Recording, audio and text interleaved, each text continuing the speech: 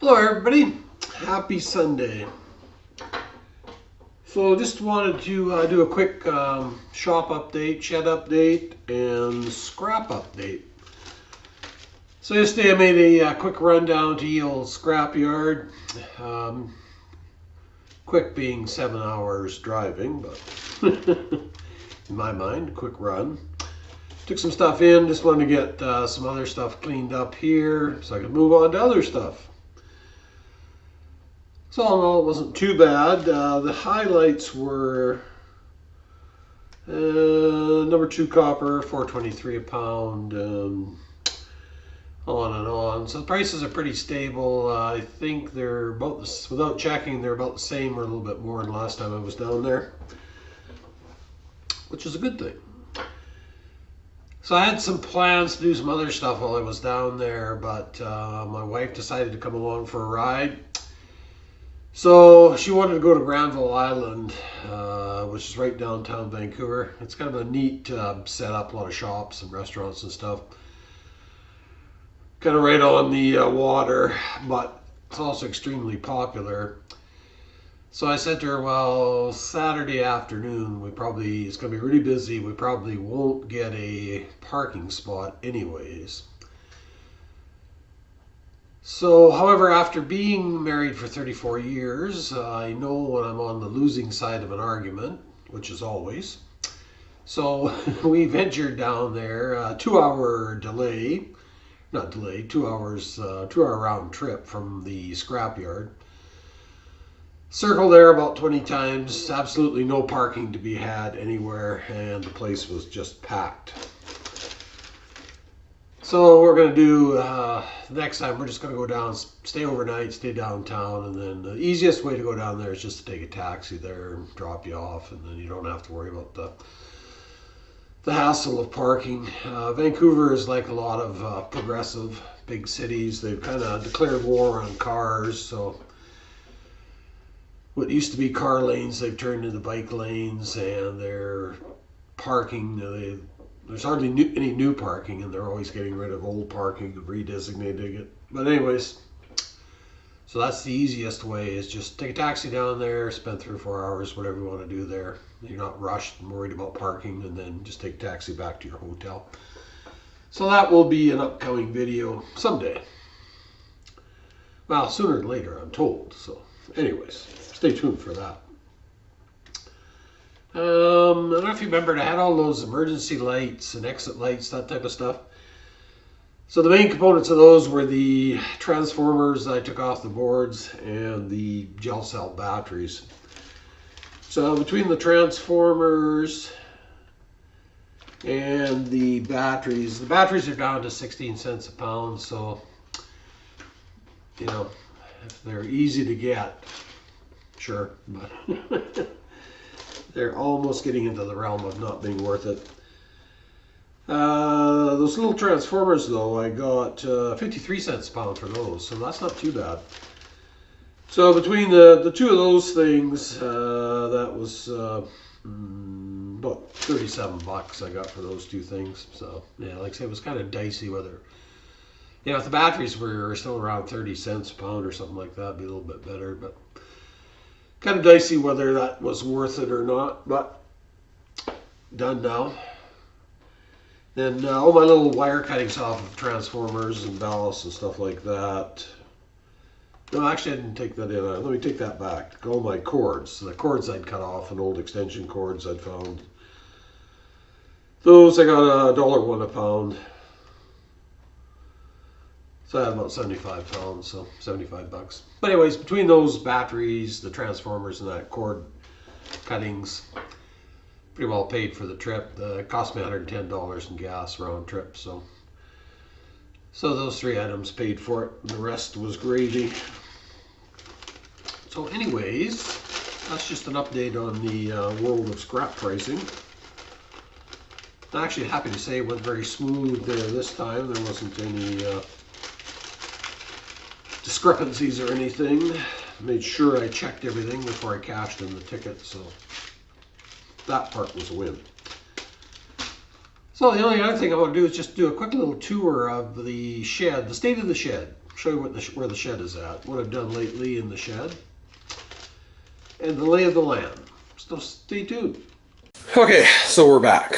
Now we're going to do the tour. So I started to say the bench was a little bit messy. This part is nice and clean. That's because where I spilled the beer, so I had to wipe that up right away. This is just bare metal, so it likes to rust right away. So yeah, I was busy processing all that other crap I had, so bench is a little bit dirty, but we'll get that sorted out this week. It's my new and improved burner nozzle for the metal melting foundry. Got to get back on that project one of these days. This was the science experiment on the vinegar and copper, so now it's turned a lot of it into copper sulfide. And actually, on a side note, that copper, I just ended up putting it in a bin separately, and they gave me number 2 for it anyway, so wasn't really worth the effort in trying to clean that up. There's the old sticker board.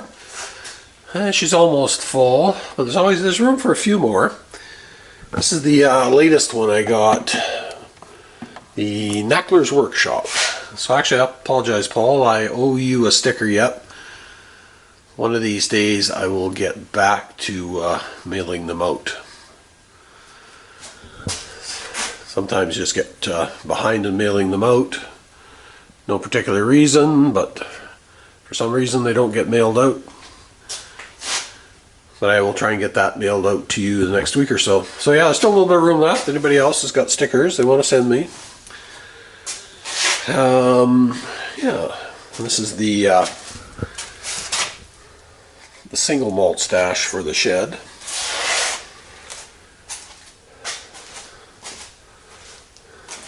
So that's an old card filing cabinet. I think I've showed that before, but super handy for storage. I found some papers in there that went back to the 1940s, so I know it's at least 1940 vintage, probably from the 30s. Heavy too. I think, well, I said in the video there it weighs about 300 pounds.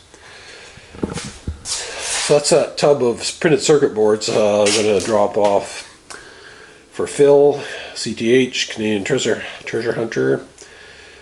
Was going to do it this trip, but like I say, that unexpected trip to Granville Island Mall negated that. So anyways, I'll be back down in a couple of weeks. So this is going to be the big project here for the next couple of weeks, getting all that processed. Got a little bit of a start on it. So it should be the mother of all copper runs. I think there's probably about 500 pounds there, give or take, processed.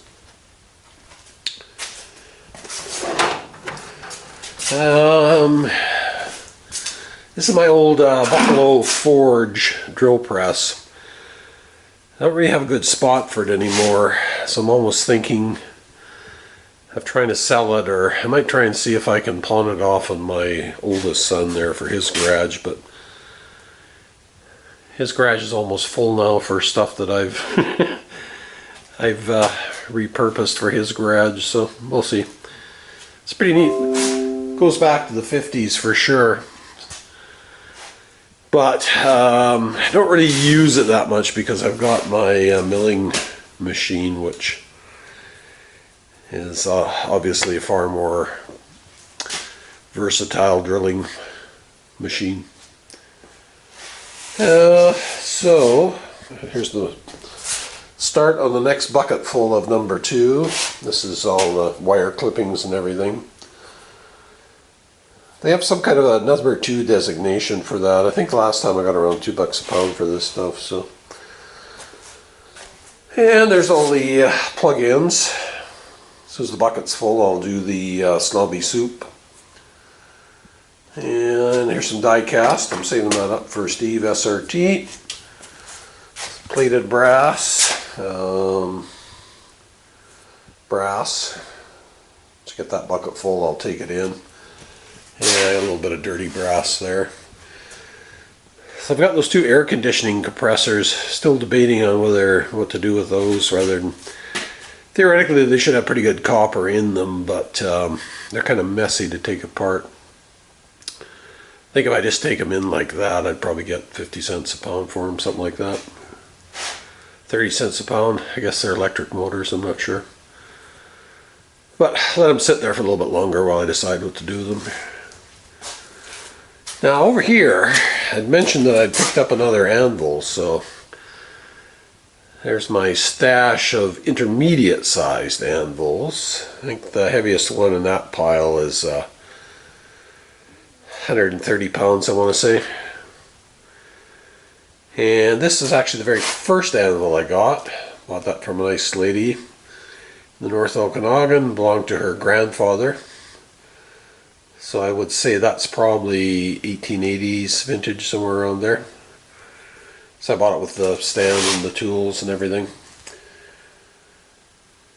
And that one I believe is 175 pounds. And then over here, that's my large anvil, which is a 375 pounds, I believe. And then there's the wood stand I built for it. Did a video on this. This is my Blacksmithing Forge. Got this thing working pretty good, so one of these days I'll start making something. But actually, the guy that I got that last anvil off of, he is an actual blacksmith. So I'm going to take some of his classes, which will be coming up here in October. And also on a side note, I had a surface grinder. I bought a surface grinder which I've stored down in the other office I was working in. It's in the warehouse there. Gathering dust. I get a complaint about it every month. When am I going to get it out of there? But anyways, this blacksmith, and then he has another guy in the same town that's a knife maker. So I mentioned it to them, and they decided that they want it. So the blacksmith's adding on to his shop, so he's going to have 3-phase power and everything in there when he's done. So as soon as that's done, we'll take the surface grinder up there and drop it off. And in return, I'll probably get an anvil and a knife out of the deal, and maybe a blacksmithing lesson or two. So it won't be a best return on investment, but it takes care of a couple of problems. So there just wasn't any place to. I bought that grinding machine before I thought out where I was going to put it, so it just takes up too much room. And then it's on it's 3-phase. I have to buy an inverter for it and everything. So this way it'll go to a good home, and then I'll be able to, if I ever need something surface ground, I'll be able to just stop in there. And the idea is they're going to let me use the machine if need be. So that's just a little tour of the, oh yeah, so I'm going to try and sell some stuff on Marketplace. I'm going to try and sell that rocket stove. See if anybody wants it. It's a little project. Works actually pretty good, but I just never use it, so sitting around taking up space. I'll put it on Marketplace. It's good for camping. They're kind of a novelty thing. We'll see. And a few other things I'm going to try and sell on Facebook Marketplace, like maybe that drill press if my son doesn't want it. And a few other things. Just free up a bit of room. And if I get rid of the drill press, I'm going to stick this grinder here. That's actually a nice grinder. It's a Boulder grinder, good quality grinder. I'm going to put that over where the drill press is now, and then this stand, I'm going to put frame underneath it, a frame and wheels, the same as I did for my power hacksaw. And then that will be the platform for the blacksmithing anvil. So that way I can just roll that around in and out of the way. So I'll have the anvil set up here, and then I'll park the forge over there. And actually, I think what I'll do too is I'll build a stand into it for the propane tank. Right now I've just got this small bottle, but I'm going to get a 20-pound bottle.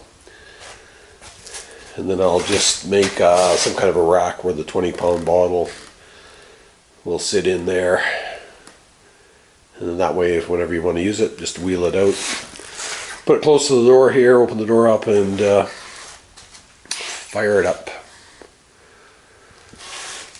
So that's what's new in the shed. So hope everybody has a great Sunday, and we'll see you later.